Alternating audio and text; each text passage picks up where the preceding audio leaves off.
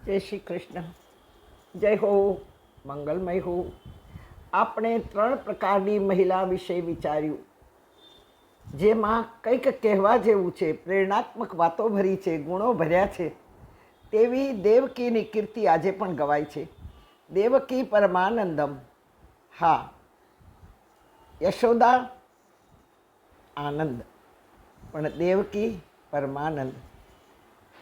બીજી શ્રી એટલે સદગુણોથી ભરેલી અમારી રાધારાણી, શ્રી રાધે કહેવાય. સત્સંગથી છવાઈ ગઈ, વાણીના તેજથી સંસ્કૃતિનો ધ્વજ લહેરાવ્યો, સનાતન ધર્મની સ્થાપક, રક્ષક, નિમિત્ત બની. આજે 4થી આગળ આપણે જઈ રહ્યા છીએ, અને ચોથી મહિલા કોણ હશે તે વિચારો. એ ધારત તો પતિ સાથે નહીં ગઈ હોત, અને વનમાં જવાનું માત્ર પતિને જ કહ્યું હતું. એ કહી શકતી હતી કે મને નથી કહ્યું વનમાં જવાનું, હું મારા પિતાને ત્યાં ચાલી જાઉં છું, તમારો વનવાસ પૂરો થાય પછી કહેવડાવજો, આવી જઈશ. પતિની ના પાડ્યા છતાં પણ સાથે ગઈ. એટલું જ નહીં, પિયરની લાજ રાખવા કોઈ જ ફરિયાદ ન કરી, હસ્તે મુખે પતિની સાથે ગઈ. જનક જેવા વિદેહી, જેના ગુરુ અષ્ટાવક્ર, એના સંસ્કારોથી લિપ્ત એવા સમ્રાટની પુત્રી વૈદેહી, માં સીતા. હા, માં સીતાની વાત કરીએ છીએ. પ્રભુ રામની સાથે 4 કદમ ચાલ્યા પછી સીતાજી કહે છે, હવે હજી કેટલુંક દૂર છે. રામની આંખમાં જળ આંસુ આવી ગયા. હા, આપણે વાત કરીએ છીએ આવી માં સીતાની. અરે, પરીક્ષા તો ત્યારે થઈ ગણાય કે રાવણ સાધુ બાવાના વેશે આવ્યો. સીતાનું શું આ બધું અજાણ્યું હતું? સીતા કંઈ જાણતી નહોતી, બધું જ જાણતી હતી કે આવા વન વગડામાં કોઈ માનવ દેખાતું નથી, તો આ બ્રાહ્મણ વેશે કોણ આવ્યું હશે? નક્કી કોઈ ચરિત્ર છે.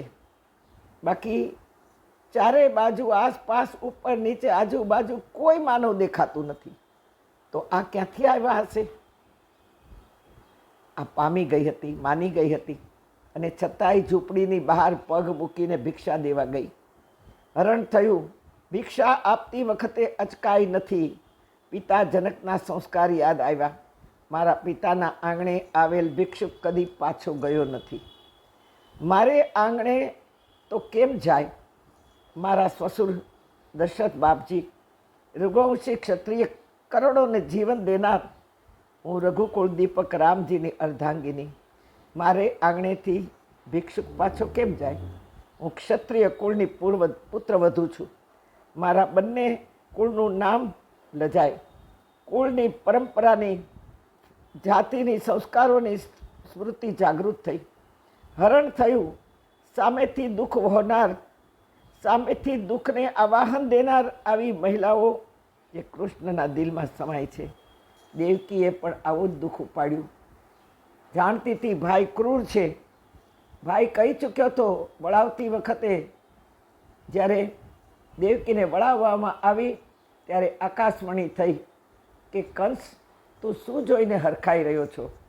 દેવકીને વળાવવા માટે કંસ પોતે રથ પર બેસીને રથ હકાવતો હતો, અને દેવકીને સસુરાલ મૂકવા જતો હતો.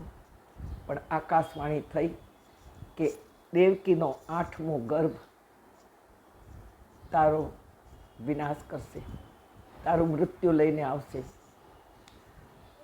આવા રાક્ષસ હૃદયના, અસુર હૃદયના લોકો મૃત્યુથી બહુ ડરતા હોય, અને એકદમ ડરી ગયો.